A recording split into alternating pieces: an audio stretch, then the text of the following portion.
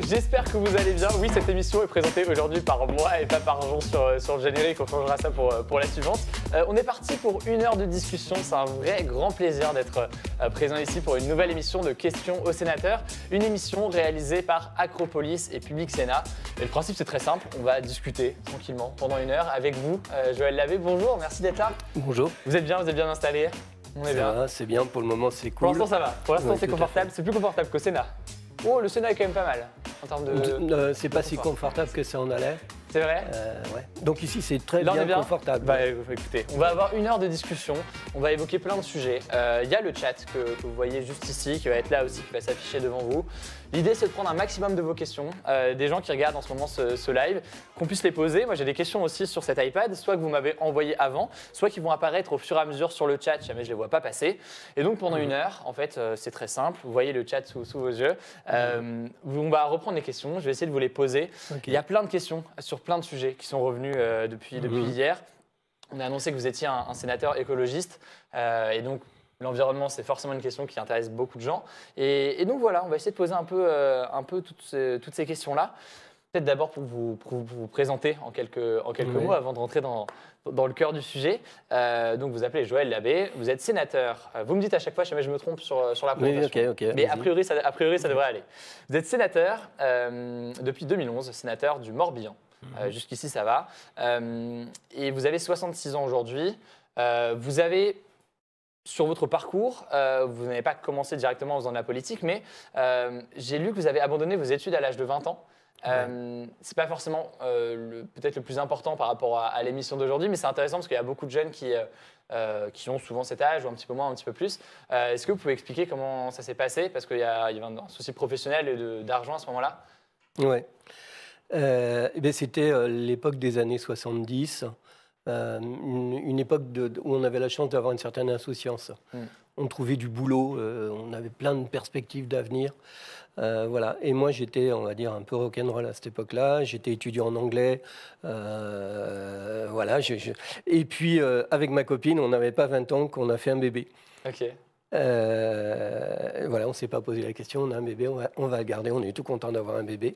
J'ai dû arrêter mes études, j'ai fait divers boulots. Pour la famille et pour pouvoir payer Oui. Alors au grand désespoir de mes parents, parce que mes études, je les avais plantées. Voilà, et puis j'ai continué mon chemin de vie. Après, on a eu un deuxième enfant. On est allé jusqu'à 5 enfants, c'était aussi un choix, un choix de famille. Et maintenant, j'ai 9 petits-enfants. Comment vous êtes retrouvé du coup sénateur? Oui, j'avais ça, c'était pas prévu au programme, mais j'ai jamais eu prévu à l'origine. Non, j'ai jamais eu de projet de carrière. J'ai fonctionné au feeling et avec la force de mes convictions. La politique, j'ai voté pour la première fois en 1974 et j'ai découvert par hasard à la télé. 74, vous aviez quel âge? Vous aviez la vingtaine, un peu plus de la vingtaine, c'est ça? Oui, j'avais 22. D'accord. Et la majorité était à 21 ans à cette époque.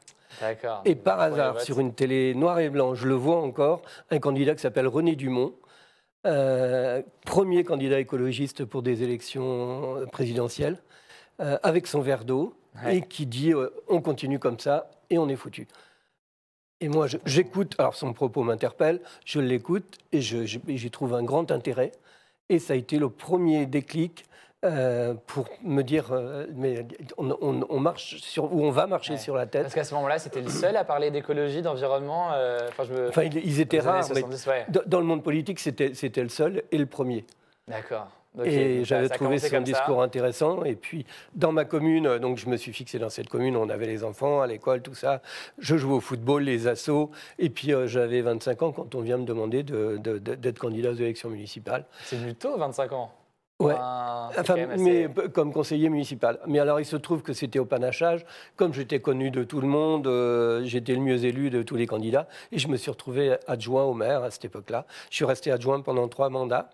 Et il y a eu 1995. Alors, avant 1995, il y a eu 1992. Alors, j'étais adjoint. écolos de plus en plus mobilisés, motivés. Et au fil du temps, avec l'équipe dans laquelle je me retrouvais, ça n'allait plus bien du tout parce que je n'arrivais pas suffisamment à m'exprimer. Et comment vous regardez C'est une question que je me pose parce que nous, on a grandi en ayant, moi, je sais qu'à l'école, quand j'étais au lycée il n'y a pas si longtemps, même au collège, on parlait d'environnement, on parlait d'écologie, c'était déjà développement durable, c'est plein de termes qui étaient très présents. Mais à cette époque-là, comment est-ce qu'on... Quand on est dans un combat qui n'est pas forcément repris par tous les hommes politiques, tous ceux qui s'engagent, ou même dans la société civile, dans toute la population, comment on est... Est-ce que certains n'y croient pas? Est-ce que... C'est une question que je me pose, moi, personnellement. Ouais. Comment, ces questions d'environnement, d'écologie, comment les gens le reçoivent à ce moment-là? Est-ce que c'est déjà quelque chose où tout le monde est conscient? Est-ce que c'est... Non, pas tout le monde. Ouais. On est même très minoritaire à être conscient. Et au fil du temps, je le devenais de plus en plus. Et je parle de 92 parce qu'il y a eu Rio 92, le premier appel des chefs d'État pour dire tirer les sonnettes d'alarme.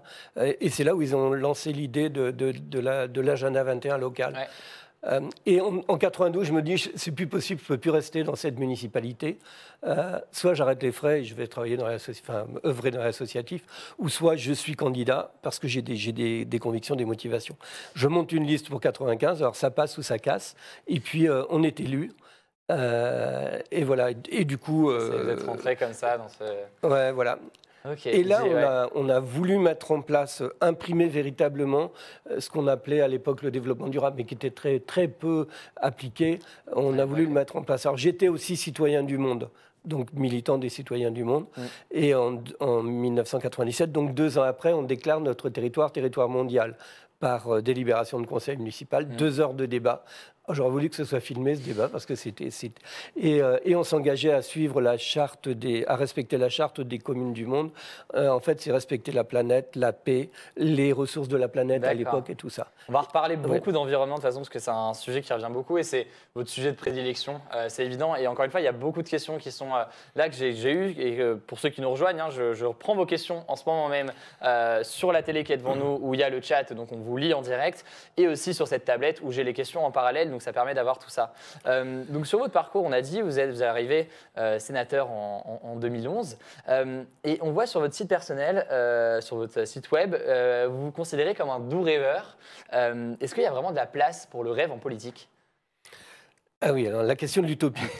Moi, je suis un utopiste revendiqué maintenant, et l'utopie comme une nécessité. Alors le côté doux rêveur, moi j'aime bien la poésie en plus. Le rêve, on en a besoin. Alors comment faire en sorte d'être rêveur, utopiste, et de fonctionner dans tout ce... Pour certains, un décalage par rapport aux autres sénateurs ou comment... Alors j'ose dire, je me sens à ma place. Alors au début, ça n'a pas été simple parce que j'ai essuyé quelques regards très condescendants. Et pourquoi de regards Alors j'étais pas dans le moule. Tous les codes, je les connaissais pas bien. Ouais. Ma manière de parler n'était pas académique ou pas politique. Et j'ai vécu pendant pas mal de temps une forme de complexe d'infériorité où je n'étais pas bien. Je me suis dit, putain, qu'est-ce que je suis venu faire là-dedans? C'était pas forcément légitime parce que c'était pas en réalité, c'est juste des codes différents et les codes politiques sont très souvent critiqués. Vous allez voir dans le chat, c'est d'ailleurs sur d'autres sénateurs qu'on peut recevoir, qu'on voit sur des plateaux, c'est souvent quelque chose qui est critiqué. Ces codes très rigides, très de langue de bois, de forme, Ouais. Et j'avais un challenge fort. D'abord, j'avais été élu, je me dis, on me fait confiance, et j'avais un passé de maire et de conseiller général, de président de projet de parc naturel régional aussi, ça a compté. Et donc, je sentais avoir cette légitimité-là. Par contre, je me suis dit, le moule de sénateur, ce n'est pas un moule pour moi. Donc, je ne veux pas rentrer dans le moule. Par contre, je veux quand même pouvoir fonctionner et être accepté, respecté. Et ça, je peux dire maintenant, ça, c'est fait. Et je ne suis pas dans le moule, tout en étant respectueux des autres. J'avais lu dans une interview avec le journal Le Télégramme, vous aviez dit, je dois dire qu'en vieillissant, j'aime de moins en moins les manières. Et c'est vrai que moi, quand j'ai lu ça, je me suis dit, mais le Sénat, est-ce que ce n'est pas le lieu où il y a le plus de manières, le plus de protocole? C'est l'image qu'on a quand même du Sénat, ce côté très protocolaire, formel, assez particulier, non? Il y a un décalage là-dessus qui est assez intéressant. Oui, oui, bon, il y a un décalage, ce qui fait dire que je suis peut-être un peu décalé. Ou le Sénat est lui-même décalé d'ailleurs. On ne sait pas où est où est le décalage. Mais alors le Sénat, pour être dedans, Ouais. en fait, donc oui, il y a l'image, il y a tout ça. Maintenant, il y a plein d'intérêts au Sénat, j'ose le dire. Le travail sur le fond, même si on n'est pas d'accord. On travaille véritablement sur le fond. On a les moyens de travailler sur le fond. Moi, je pourrais vous en parler tout à l'heure, peut-être, s'il y a des questions. La question des missions d'information, missions pluripolitiques. Moi, dans ce travail, je me régale. Vous pouvez en parler peut-être en 2 mots pour ceux qui ne savent pas ce que c'est, en quoi ça consiste et comment ça... Oui, en fait, oui, parce que ça a de l'importance. Je débarque au Sénat 2011, je me dis, je vais faire quoi là-dedans? Alors, la première fois, je monte à la tribune, j'ose citer Bob Dylan. Alors, je deviens sénateur rock'n'roll. Alors, à la fin, ça en rajoutait trop, et je me suis dit, il faut que je m'éloigne un peu de tout ça, parce que je vais être un peu l'amuseur de service, ou le rock'n'roll de service, c'était pas le but. Donc, je me suis mis à travailler mes sujets et à vouloir faire avancer les choses. J'intègre une mission d'information sur les pesticides et leur impact sur la santé et sur l'environnement. En tant qu'écolo, ça me parlait. Je rentre là-dedans, je vois comment ça fonctionne. 7 mois de travail, on auditionne tous les acteurs, les producteurs de pesticides, les paysans qui les utilisent, ceux qui ne les utilisent pas, ceux qui en sont malades, des scientifiques, des médecins, généticiens, tout ça. On apprend plein de choses et je suis conforté dans mes idées d'écolo de dire les pesticides, il va falloir qu'on s'en sorte un jour ou l'autre et le plus rapidement possible. Et c'est là, suite à cette mission, je me dis il faut faire dans le concret. Donc j'annonce que je vais faire une proposition de loi visant à interdire les pesticides sur l'ensemble des espaces publics des communes et des villes. Je pouvais en parler parce que je l'avais appliqué sur ma commune dans le cadre de l'agenda 21. Et puis, le second article, l'interdiction de la vente au détail pour les jardins domestiques. Donc ça, c'est dans 2 mois, à partir du 1er janvier 2019, dans tous les jardiniers de France, enfin tous les particuliers de France, ne pourront plus utiliser les pesticides chimiques dans leur jardin. On était 10 écolos. On me dit, tu rêves un peu avec ton histoire de proposition de loi, ça marche pas comme ça ici. Parce que le poids des lobbies, tout ça, le poids des lobbies, on me dit l'Europe, machin. Et je suis un besogneux. C'est le mot, besogneux. Oui, je pense, je comprends ce que vous voulez dire en tout cas. On peut même, je suis un teigneux aussi, à savoir j'ai de telles convictions que je lâche pas quand je crois en quelque chose et que je sens le fait que... Justement, parce qu'on va parler un peu justement de... On va progressivement tomber dans les vraies questions d'environnement, mais un peu d'actualité déjà liée à ces sujets-là, parce qu'on en entend beaucoup parler en ce moment quand même. Et typiquement, Nicolas Hulot a démissionné ça fait 1 mois, plus ou moins. Et quand il démissionne, beaucoup disent qu'il a démissionné parce que le poids des lobbies est très important. Comment est-ce que vous le voyez, vous, ce poids des lobbies au sein du Sénat, et notamment quand vous avez travaillé sur ce projet-là? Comment vous le ressentez? Est-ce que c'est impossible de faire certaines choses? Comment vous voyez ça? Alors d'abord, c'est possible, puisque cette proposition de loi, finalement, on a pu trouver une majorité, malgré le rôle qu'ont voulu jouer les lobbies. Alors, par exemple, il y a une structure qui s'appelle l'UIPP, Union interprofessionnelle pour la protection des plantes. Donc, toutes les firmes sont là-dedans.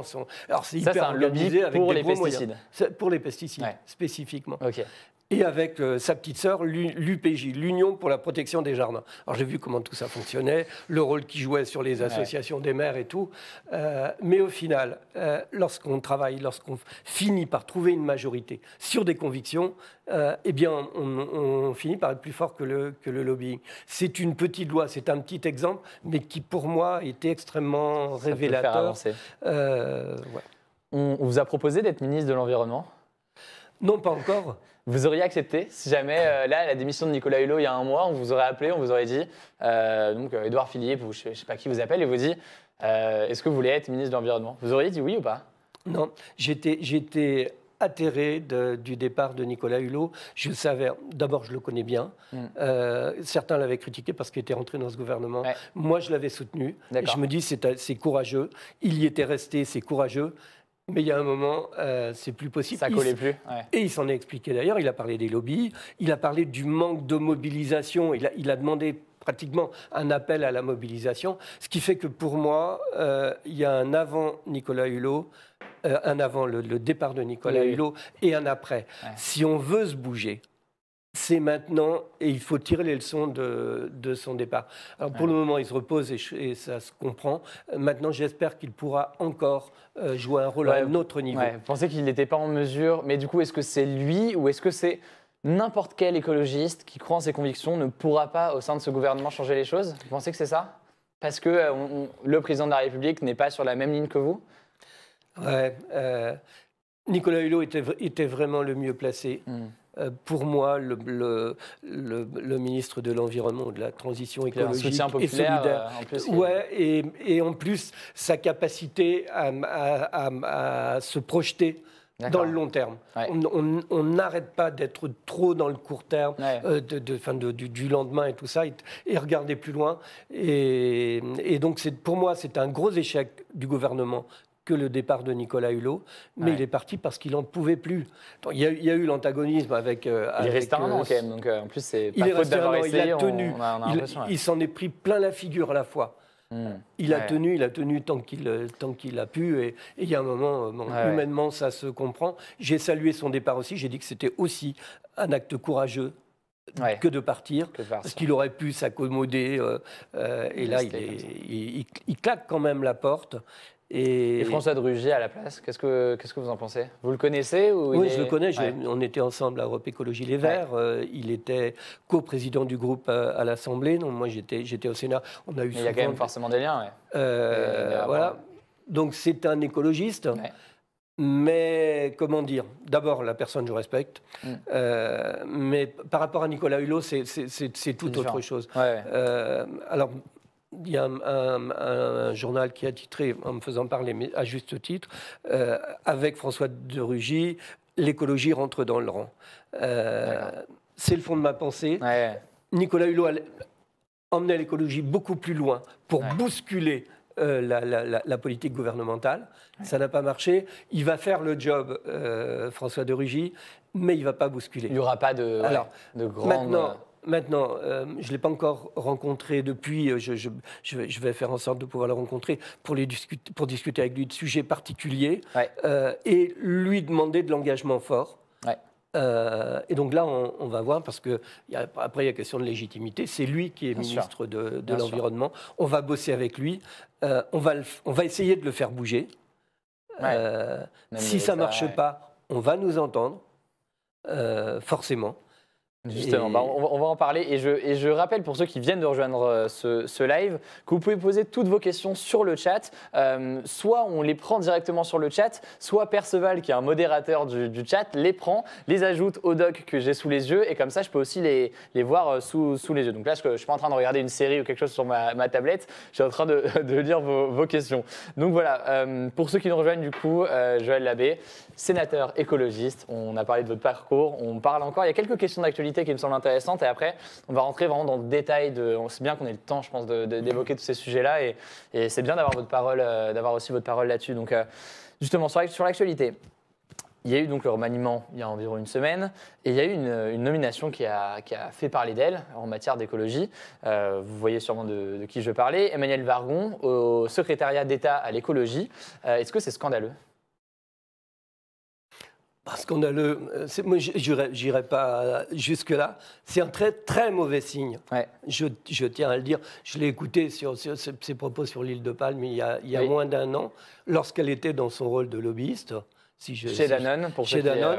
Je me dis, il y a trop de collusion entre tout ça. N'oublions pas que le Premier ministre a été lobbyiste chez Areva aussi. Ça fait un peu beaucoup.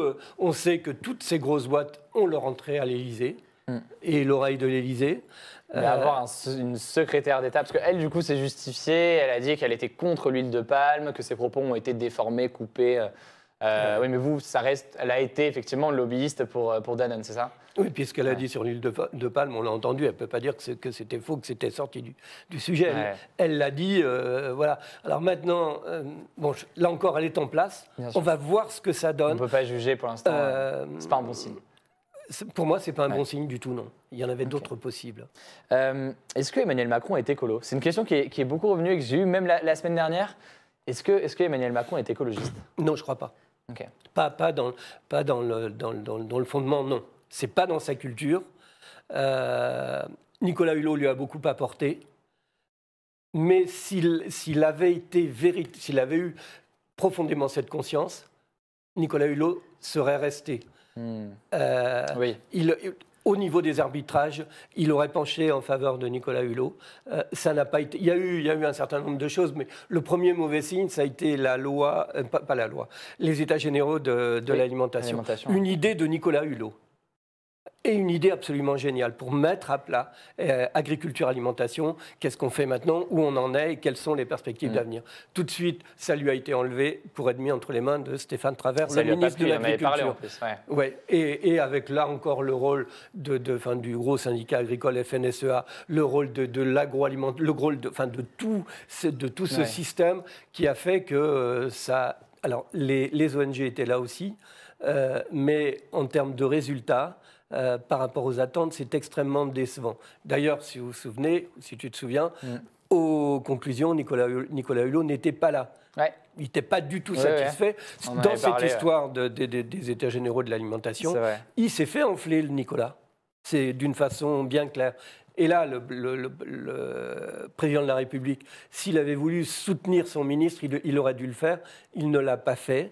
Moi, je trouve ça très, très regrettable. Ouais. Après, ça donne une forme de logique à dire ils ont eu Nicolas Hulot, ça a été une belle prise de guerre. Alors, les prises de guerre, c'est pour s'en servir. Je trouve ça pas bien du tout. Ouais, je vois. Et sur, justement, parce que face au poids de ces lobbies, et on en a parlé, et on le voit que vous avez été confronté à ça. Il y a des choses qui peuvent être faites, mais vous avez été confronté à ça.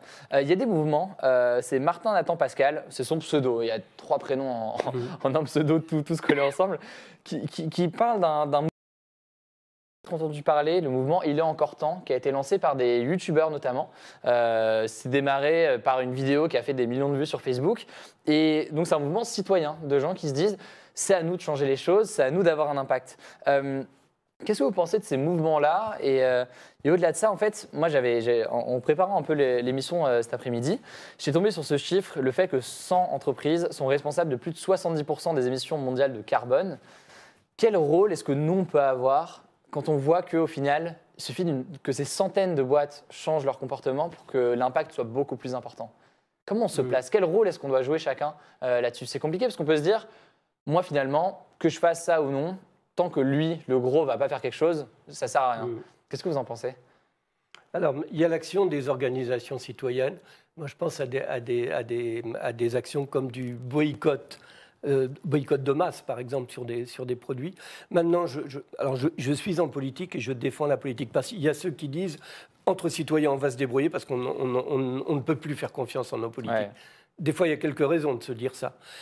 Maintenant, la question de la reconnexion du monde politique avec les citoyennes et citoyens, pour moi, c'est absolument vital. On va s'en sortir, parce qu'on va s'en sortir grâce à ça.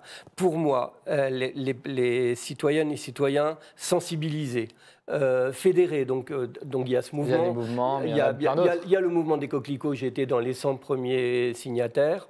Même chose... Bon, qu'est-ce qu'on fait? C'est inacceptable, l'évolution est inacceptable. Qu'est-ce qu'on fait? Donc il va y avoir ces rassemblements tous les vendredis, tous les premiers vendredis de chaque mois, si je me souviens bien. Mais après, qu'est-ce qu'on fait? Comment on fait? Une des solutions que moi j'ai ressenties en tant que parlementaire minoritaire et sur certains sujets ultra minoritaires, eh bien, c'est pouvoir s'appuyer sur la mobilisation de l'opinion publique. On a un sujet où il y a un enjeu qui va être débattu à l'Assemblée, au Sénat, si ce sujet est approprié par la population et que les gens sont à même d'aller interpeller leur on peut être des lobbyistes un peu nous-mêmes. Oui, en fait, jouer le contre-pouvoir citoyen, du lobbying citoyen pour contrer le gros lobbying. Et en fait, celui-là, il va être plus fort. C'est comme ça que ça va gagner. Alors, il se trouve qu'avec la loi Labbé, je suis allé en Italie parce qu'il faut que, puisque c'est appliqué en France, ce sera bien que ce soit appliqué ailleurs. Je suis allé en Italie, je suis allé en Allemagne, je suis allé en Angleterre. nos interlocuteurs, qui souvent sont ONG, représentants de la société civile, ils disent mais chez nous c'est la même chose, il faut qu'on se fédère. Et on s'est même dit, parce qu'il faut avoir des ambitions, on s'est même dit qu'il faudrait créer une citoyenneté européenne sur des sujets particuliers, comme ça, les pesticides. Si l'ensemble des populations européennes se fédéraient et dire nous on ne veut plus de ça. Alors, mais le fait de le déclarer avec les bannières, ça ne suffit pas. Après, c'est jouer sur nos représentants politiques pour dire alors moi j'ai voté pour toi sur ce sujet. Tu te positionnes interpeller en fait, et via les réseaux sociaux, via n'importe où. Il y a aussi le côté, parce que parfois il y a des mouvements de violence et qui portent de la haine. Alors moi je suis très convaincu, mais je suis un pacifiste. Et plus que jamais, je fais gaffe aux paroles qui peuvent porter de la haine ou risquer la violence. Mais la question de l'interpellation, ça c'est une nécessité. Et interpeller poliment et gentiment. On a voté pour vous, on vous fait confiance sur ce sujet. Quelle est votre position ? Et l'élu, évidemment, il a le droit d'avoir la position qu'il veut. Sauf qu'il doit l'argumenter et il doit ensuite assumer son vote. Alors, il y a trop souvent... le rôle des lobbies, par exemple, sur le gouvernement, sur le ministère de l'Agriculture, on sait l'influence des lobbies sur le ministère, mais aussi sur les grands partis politiques, on sait comment ils fonctionnent. Et c'est pour ça que des fois, même très souvent, il y a des mots d'ordre. À savoir les élus qui souvent ont été élus parce que leur parti politique a décidé que ce serait eux qui seraient candidats, se retrouvent un petit peu coincés. Parce que c'est redoutable. Il y a quelques exemples. Facile comme, celui qui marche de côté, il se fait casser pour la prochaine élection. Bon, ça, c'est en train de se vriller. Et c'est tant mieux. Et moi, ce que je revendique, c'est la capacité des parlementaires à voter en leur âme et conscience. En toute indépendance et sans avoir ce... Et est-ce que c'est plus le cas, d'ailleurs, petite question rapide, et après j'ai d'autres questions sur l'environnement, mais vous sentez, est-ce que vous avez l'impression... Alors, vous avez quitté Europe Écologie Les Verts, donc la question ne se pose peut-être pas pour vous, mais quand vous voyez vos collègues, est-ce que vous avez l'impression qu'il y a moins cette pression des partis au Sénat par rapport à l'Assemblée ? Parce qu'on serait peut-être moins dans l'actualité, moins dans tout ça ? Je sais pas. Oui, c'est moins prégnant. Bon, d'abord, Europe Écologie Les Verts, là, il n'y avait pas... Enfin, alors, c'est compliqué, Europe Écologie Les Verts. Pour moi, je reste dans la famille écologiste et je reste proche d'Europe Écologie Les Verts. Bon, moi, les appareils politiques, finalement, c'est pas pour aller ailleurs, parce qu'il n'y en a aucun qui me convienne, parce que ma nature fait que je suis un mec un peu freelance. Un start-upper en freelance, un start-upper au Sénat. Mais il y a besoin des partis politiques, il y a besoin des organisations. Moi, je me dis maintenant, pour ce qui me reste de temps, je vais être en indépendant, très écolo motivé, revendiqué, et essayer de jouer mon petit rôle de cette manière-là. Alors au Sénat, si les partis politiques jouent encore un rôle, il y a toujours un rôle, j'imagine. Donc avec un autre paysage qu'à l'Assemblée, parce que ce sont les Républicains qui sont très majoritaires au Sénat. La République En Marche est très minoritaire, puisqu'ils sont un peu plus de 20, un peu comme nous, le groupe RDSE, auquel je suis rattaché. Voilà. Alors, il y a plein de questions là. Vous voyez, là, donc Perceval, c'est un modérateur du chat qui a pris toutes les questions qui ont été posées sur le chat sur les dernières minutes. Donc, elles sont sur ma petite tablette. Et donc, on va pouvoir les poser. Je vais voir un peu dans l'ordre ce qui est le plus cohérent par rapport à ce dont on vient de discuter. On a parlé de Macron, du lien, est-ce qu'il est écolo ou pas, justement. Que pensez-vous de la décroissance ? Est-ce qu'il faut souhaiter la décroissance ? Alors, la décroissance, pour plein de gens, c'est un gros mot. Et pourtant, la décroissance, on va devoir l'appliquer. Sur la question de l'utilisation des biens de consommation, alors on peut parler d'une autre forme de croissance. Mais décroissance, cette société de consommation, la décroissance est une nécessité. Donc capitalisme, est-ce que capitalisme et écologie peuvent aller ensemble ? Ces deux grands mots qui sont parfois durs, mais fondamentalement, vous avez l'impression que ça peut aller ensemble ou du coup c'est incompatible Alors, la question du libéralisme, de l'ultralibéralisme, c'est complètement incompatible. Alors, la question du capitalisme qui est en place, on a essayé d'autres systèmes qui n'ont pas véritablement fonctionné. Par contre, le capitalisme, s'il est régulé, s'il est ponctionné pour alimenter des ressources pour des politiques publiques, Moi, je défends plus que jamais la mise en place de politiques publiques. Alors, on est à l'inverse, parce qu'en France, mais sur l'ensemble de l'Europe, puis d'ailleurs l'Union européenne, le libéralisme comme un étendard. Ça, c'est catastrophique pour l'écologie. Ouais. Donc, tout ça, alors, c'est une montagne à faire bouger, mais il faudra bien qu'on y arrive. Et là encore, la question de la mobilisation citoyenne est essentielle. Ouais. Oui, sans les citoyens, ce ne sera pas possible d'avoir un réel impact et de changer réellement. Je reprends une question. D'ailleurs, je n'ai pas cité l'auteur de cette question, je suis désolé. Je ne la trouve plus. En plus, si. Merci Kand94 pour ta question, toi qui es sur le chat. Je ne les connais pas, hein, mais il pose des questions et je les fais remonter. Plein de questions sur l'environnement. Je regarde laquelle prendre en premier. Tenez, celle-ci, question toute simple. Dans votre pratique, on parlait de la pratique de chacun tous les jours. Sblorf qui demande si vous êtes végétarien. Ma réponse, d'une façon claire, c'est non. Ouais. Dans ma culture, je mange de la viande. Par contre, beaucoup moins. Ouais. Et je prends. Bon, d'abord, j'ai 5 enfants, j'en ai 3 qui sont végétariens. Donc, il m'arrive de goûter, et avec plaisir, des plats végétariens aussi.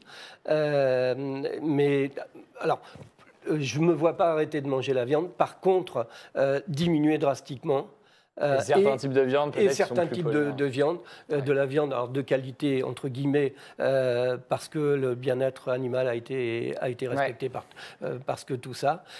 Par contre, pour le même prix, pour que l'éleveur soit rémunéré à la hauteur de son travail. Ok, super. Par contre, j'ai voté, j'avais proposé l'amendement et je l'avais défendu, et il est passé à l'Assemblée, l'histoire du plat végétarien, enfin du repas végétarien, une fois par semaine en restauration collective. Ouais. Ça, je le défends pour faire en sorte qu'il y ait cette sensibilisation-là et que à terme et à court terme, il va falloir qu'on diminue collectivement énormément notre consommation de viande. Donc ça, c'est des bons signes, le plat végétarien. Il paraît qu'il va peut-être être remis en question par le Conseil constitutionnel. J'espère pas du tout, parce que ça, c'est une véritable avancée. Bon, bah, on suivra ça, effectivement.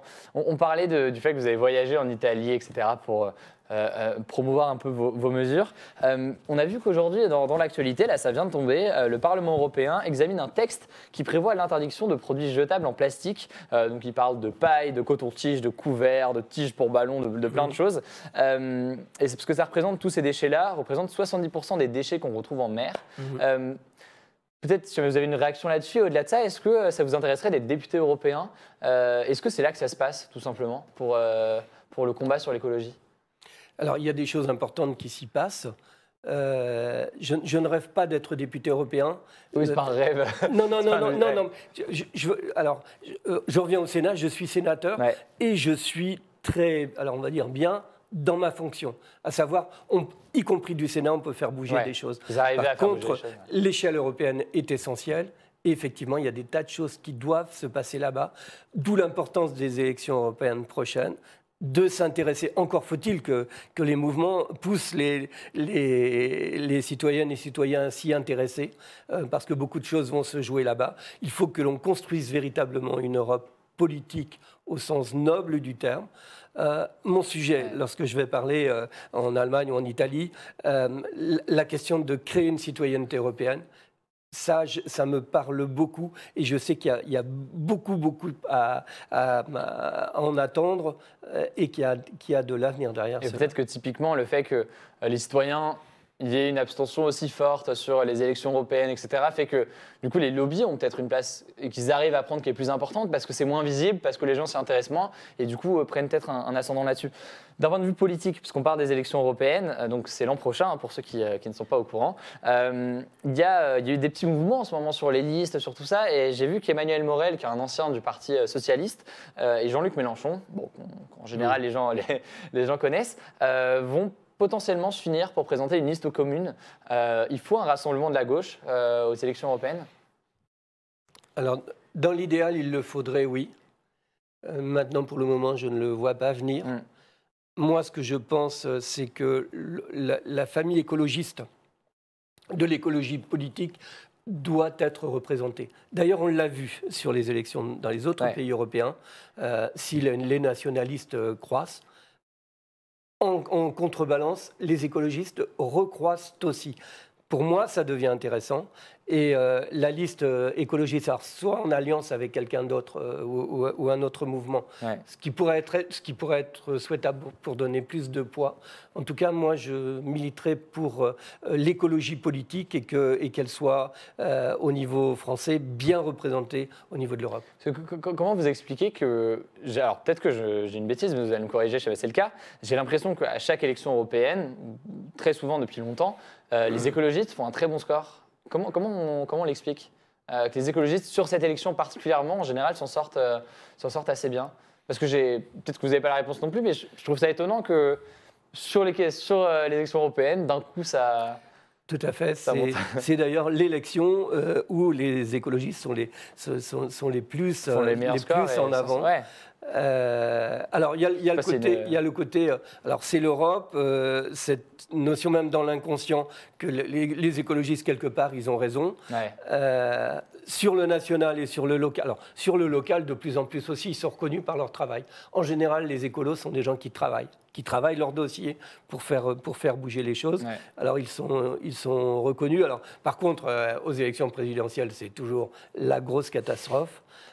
C'est assez terrible. Ouais. En tout cas, donc, il y a les élections européennes. Ça, c'est un enjeu majeur. Il faut qu'il y ait véritablement du débat. Et pour moi, c'est pas le débat pour ou contre Macron. C'est pas le sujet, l'Europe. Ce sujet, il est européen. Et c'est quelle Europe on veut et quelle nation dans cette... C'est pas un référendum anti-Macron, comme certains ont pu le dire. C'est au-delà de ça... Une élection en tant que telle, ouais. Oui. Effectivement. Une question de Dr House KDOT35 qui demande, alors je lis le message tel quel, après vous allez me dire ce que vous en pensez. La triste réalité, c'est que jamais un chef de gouvernement ne sera élu car il aura respecté le % d'émissions de CO2 sur ces 5 ans, mais sur le... Ah, alors je refais la phrase pour que ce soit bien clair. La triste réalité, c'est que jamais un chef de gouvernement ne sera élu car il aura respecté le pourcentage d'émissions de CO2 sur ces 5 ans. Mais par contre, sur le taux de croissance, le taux de chômage et le pouvoir d'achat, là, il sera jugé, il sera potentiellement réélu. Comment croire que l'utopie écologiste puisse survivre dans ce contexte? Le fait que tout le monde sait que c'est important, mais qu'au final, ce n'est pas la première priorité pour quelqu'un qui est au chômage, qui cherche un emploi, pour chacun dans sa situation. Comment on fait pour que ça devienne la première des priorités? Est-ce que ça doit l'être? Parce qu'il faut globaliser, sortir l'écologie du seul environnement. L'écologie, c'est social. L'écologie, c'est une nouvelle économie. Et une économie aussi créatrice d'emplois. Il y a des chiffres maintenant en énergie, par exemple, parce qu'il va bien falloir, parce que je voyais une question tout à l'heure, est-ce qu'il est préférable le nucléaire ou bien le charbon allemand? C'est ni l'un ni l'autre. C'est suicidaire l'un et l'autre. Par contre, ce sont les énergies renouvelables, ce sont les économies d'énergie. Quand on parle de décroissance, eh bien la décroissance de consommation d'énergie, elle est une nécessité. Et à côté de ça, il y a le développement des énergies alternatives, des énergies propres, le travail aussi, la recherche sur l'hydrogène, par exemple, c'est extraordinaire le potentiel. La question du stockage de l'énergie, tout ça, il faut mettre le paquet là-dessus. Et là-dessus, il y a aussi il y a de véritables emplois. Et il y a du véritable avenir parce que l'avenir, il est là. Donc ça passe par dire l'écologie, ce n'est pas juste une priorité parmi d'autres, c'est de l'emploi, c'est, pour résumer un peu ce que vous dites, l'écologie, c'est un projet politique. Ok, c'est intéressant. Et d'ailleurs, peut-être que du coup, les sondages ferait mieux de le mettre autrement. Parce qu'aujourd'hui, dans un sondage, les gens disent c'est quoi votre priorité? Il y a emploi, truc et écologie. Et du coup, peut-être qu'ils ne le mettent pas en premier. Une autre question de Jésus du ciel. Les pseudos, c'est toujours assez drôle. Quel est le geste quotidien le plus écolo à faire, selon vous? Une chose qu'on pourrait faire, qui pourrait avoir un grand impact et qu'on pourrait faire tous les jours. Vous avez une idée de... Le geste. Le geste, peut-être un geste parmi d'autres. Hein. Pas sûr qu'on trouve la plus importante, mais ce serait quoi pour vous? Alors, s'il fallait un joker, c'est là, parce que là, il me coince. Parce que quand on quitte la pièce, on ferme la lumière, mais ça, c'est un peu complètement basique. Peut-être que c'est une combinaison. Ça serait bien qu'ils réagissent, qu'ils précisent. C'est vrai, mais totalement. Parce que là, je suis un peu sec pour y répondre. Et surtout que je pense que c'est difficile d'évaluer exactement. Peut-être qu'il y a des études qui ont été faites, mais vous allez dire dans le chat, vous êtes plus nombreux, vous devez être pas mal sur le chat. Essayez de voir quel est le geste du coup le plus écolo, et on va essayer de trouver ça. Et si on l'applique tous déjà entre nous ce soir, ce sera une bonne chose de faite. Alors dans les autres questions, je regarde. Il y a eu des questions sur Nicolas Hulot, mais on a quand même pas mal parlé. J'essaie de prendre un maximum de questions. Il nous reste 20 minutes. Pour ceux qui viennent de rejoindre ce live, bienvenue, prenez place. Vous êtes comme chez vous. Je suis avec Joël Labbé qui est sénateur et sénateur écologiste, mais on parle d'environnement depuis le début, donc je pense que ça commence à être assez clair. Et pendant là encore une vingtaine de minutes, on va prendre toutes vos questions et répondre à un maximum d'entre elles. Donc voilà, je regarde un peu tout ça. Je lis ce qui est le plus intéressant. Il y a beaucoup de questions sur le poids des lobbies, mais là aussi, en fait, on en a pas mal parlé. Je lis une question de Maïssa sur Twitter, donc je ne sais pas si vous m'avez dans le chat maintenant.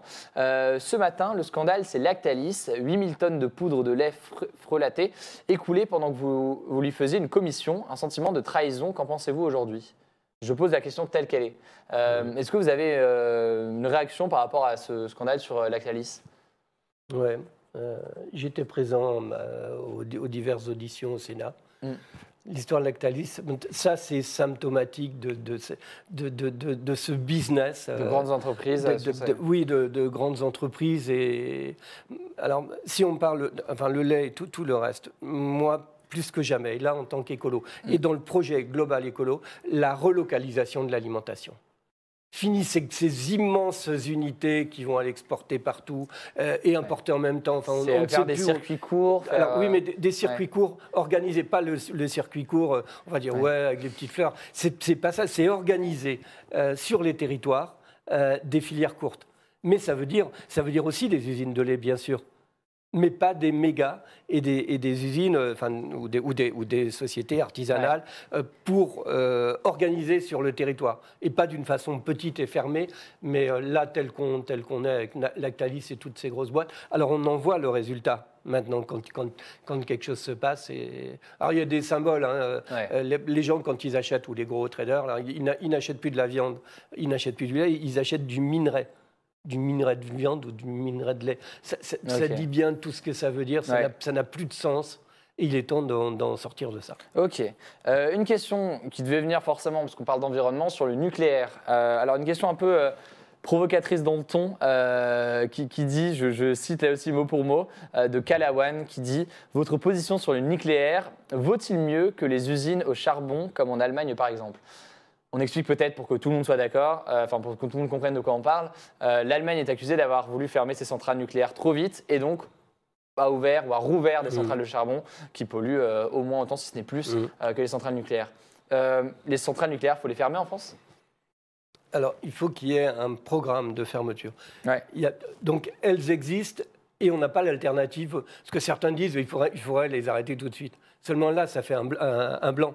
Entre les deux, on n'a pas de production. Donc, alors par contre, coupler le développement des énergies alternatives avec la fermeture programmée des centrales nucléaires. Avec une date proposée, parce que Hollande s'était engagé à une date, après Emmanuel Macron a dit que ce ne serait pas possible. Et Hulot, d'ailleurs, il s'en est pris plein la figure en disant le calendrier, on ne va pas pouvoir le respecter, il va falloir le revoir. C'était une position, à mon sens, très responsable de sa part. On avait annoncé qu'on devait développer les énergies alternatives 2 ans avant, dans le cadre de la loi transition énergétique. Quasiment rien n'avait été fait et Nicolas Hulot, il découvre ça. Voilà, autant dire, moi là-dessus je veux être absolument pragmatique, le nucléaire n'a pas d'avenir, à mon sens. Les centrales qui existent et qui fonctionnent encore, on les garde, mais on programme leur fermeture dans le temps, en même temps que les économies d'énergie, parce qu'on n'en parle pas assez. Et puis le développement des énergies alternatives se mettent en place. Et ceux qui disent, après avant de passer à un autre sujet, je vois qu'il y a encore beaucoup de questions, ceux qui disent oui mais on n'est pas on n'est pas au Japon, nous, nos centrales nucléaires, il n'y a pas de risque de raz-de-marée, de tsunami, etc. Qu'est-ce que vous dites? C'est quelque chose qui revient souvent quand même parmi les pros nucléaires. Oui, oui, bien sûr. Le tsunami, non. Mais il peut y avoir des de secousses sismiques sur certaines. Mais il peut y avoir des attentats suicides aussi. Ouais. Il peut y avoir un tas de choses. On ne sait pas quels seront les régimes futurs, les risques terroristes. Et de toute façon, ça n'a jamais été une énergie d'avenir. À mon sens, on s'est trop mis là-dedans, la France, et comme quelque chose de pratiquement unique et complètement salutaire. On en paye le prix aussi, parce que quand on parle économie, on dit non, mais ça vaut le coup. Ça vaut le coup quand même économiquement. Mais quand on regarde les chiffres, en fait, c'est un gouffre. C'est un gouffre. Et on ne parle pas du démantèlement des centrales nucléaires, le coût que ça va représenter. Donc tout ça est à mettre dans la balance. Donc pas d'avenir dans le nucléaire, non. Est-ce que vous avez entendu parler du projet de Montagne d'Or en Guyane? Oui. C'est un projet, parce que beaucoup de youtubeurs, c'est une question qui est beaucoup revenue, vous l'avez peut-être aperçu dans le chat depuis le début. Je ne trouve plus les pseudos de ceux qui ont posé la question, mais il y en a eu beaucoup. Parce qu'en fait, certains youtubeurs se sont mobilisés sur cette question, ils en ont parlé à leur communauté, parce que certains viennent de Guyane, etc. Est-ce que vous êtes pour ce projet de Montagne d'Or en Guyane? On rappelle en 2 mots, c'est un projet d'exploitation minière. Je suis fermement contre. Et on ose, nous, de la métropole, aller vendre cela à la Guyane comme quelque chose qui va apporter de la richesse à la Guyane. C'est abominable de le dire. On doit soutenir la Guyane comme nos autres territoires ultramarins, mais surtout pas. La Montagne d'Or, on sera foutu d'aller la mettre en place en France métropolitaine. Là-bas, elle n'a pas lieu d'exister non plus. Je trouve que c'est même scandaleux que de poursuivre ce type de projet. D'accord, c'est intéressant d'avoir votre avis là-dessus et elle est beaucoup revenue. C'est là qu'on voit, on parlait de mouvement citoyen, que typiquement l'implication de youtubeurs a fait que c'est une question qui est énormément revenue. Il me reste 5-10 minutes, je vais essayer de poser un maximum de questions. Alors, l'Auvergnat-Trolloux, encore un nom, vraiment là c'est assez drôle. L'Auvergnat-Trolloux qui demande, on fait quoi des déchets nucléaires? Parce qu'on parlait du nucléaire à l'instant. On fait quoi des déchets nucléaires aujourd'hui? Ouais. Eh bien, on se doit de les gérer. Ouais. Et il faut bien trouver des solutions. Et que c'est terrible comme question. On aurait dû se la poser bien avant. C'est-à-dire quand on... voilà. C'est vrai. Je prends les autres questions. Il n'y a pas que des questions sur l'écologie. C'est vrai qu'on a beaucoup parlé de ça. Une question intéressante de Nibal qui demande quelle place ont pris les réseaux sociaux dans votre pratique d'élu? Que ce soit Twitter, j'ai vu que vous étiez quand même pas mal actif sur Twitter. À quoi ça vous sert aujourd'hui, Twitter? Ou pas que Twitter d'ailleurs? Ouais. Alors, on dit c'est pas écolo, mais si aussi c'est écolo, parce que pour être écolo, il faut communiquer. C'est vrai. Donc, il faut diffuser les idées. Moi, de ma culture, je suis plutôt rustique, on va dire. Par contre, je me suis mis à Facebook, à reculons. Et alors maintenant, chaque semaine, sur ma page Facebook, il y a le rendu de il faudra qu'on pense prendre une photo d'ailleurs. Il y a le rendu de ma semaine de tout ce que j'ai fait d'une façon très subjective, de telle sorte que nos concitoyens puissent dire ça vous aide à avoir un lien, vous recevez des messages, tout à fait. Et Twitter, je m'y suis mis depuis 1 an maintenant. Ça se passe bien. Ça se passe pas. Il faut faire gaffe avec Twitter parce que c'est l'immédiateté. Ouais. Et l'immédiateté, ça peut être intéressant, mais il faut faire gaffe de ne pas être malade de ça. Il faut faire gaffe à ce qu'on y met parce qu'on a pu ne pas tout analyser. Lorsqu'on écrit. Alors j'essaie de faire gaffe, mais maintenant ça permet quand même, ça existe dans le paysage et moi je trouve important de l'utiliser. Ces nouveaux moyens, mais puisqu'on est là devant aussi un nouveau moyen, un nouveau média. Oui, sur Twitch, vous ne connaissiez pas Twitch avant, j'imagine. Non. C'est une plateforme de jeux vidéo de base, mais qui fait plein de choses, vous voyez. Ouais. C'est l'occasion de faire... Moi je trouve ça vraiment intéressant et le fait qu'il s'adresse à du plus jeune public. Ouais. Pour qui la politique ne parle pas vraiment, parce que le monde politique semble tellement à part. Et le fait de pouvoir être là et de discuter en direct, moi, ça me plaît bien parce que pour moi, c'est nécessaire. Et l'ensemble des médias, alors moi, je compte beaucoup sur les médias, les mobilisations citoyennes. pour qu'il y ait mobilisation, il faut que les gens qu'ils puissent avoir une information objective, les tenants, les aboutissants, de telle sorte qu'ils puissent avoir leur propre opinion et influencer le monde politique. Ça, j'y crois beaucoup. Ouais. Je vous donne un exemple avant de partir, parce que je travaille sur l'herboristerie, avec pour but, au final, la reconnaissance du métier d'herboriste. Donc là encore, c'est une utopie, tu n'y arriveras jamais, parce que les lobbies, parce que ceci... Comme pour les pesticides à l'époque. Je suis convaincu. D'abord, on va travailler d'une façon très, très pragmatique, on va travailler le sujet. C'est déjà parti parce qu'on a un rapport de mission qui a été voté à l'unanimité. Eh bien, la proposition de loi que l'on va travailler, moi, je souhaite, et je vais me débrouiller pour ça, que ça soit pas un débat uniquement entre politiques, mais que ça soit un débat public national. Et là, les médias auront un rôle à jouer. Et là, les citoyennes et citoyens qui veulent se mobiliser sur un sujet comme ça, ils pourront le faire et aller interpeller. Et je le dis toujours avec politesse et avec respect, interpeller les politiques pour dire, toi, là, comment tu te positionnes et pourquoi. Ok. Moi, j'avais une question qui me semble intéressante à poser. Vous êtes sénateur depuis 2011, mais avant, vous avez été conseiller municipal. Enfin, on en a parlé. Quelle est la mesure dont vous êtes le plus fier ? Que vous avez portée ou que vous avez votée d'ailleurs ? Pas forcément celle que vous avez portée vous-même, mais auquel vous avez participé dans le vote. Je crois. Alors, elle est à venir. Ouais. Je me suis saisi, parce que j'ai été interpellé là-dessus, sur la question de l'herboristerie et les plantes médicinales et tout ce qu'il y a derrière. Là, c'est un véritable projet global avec de l'économie, avec l'aménagement du territoire, avec la santé.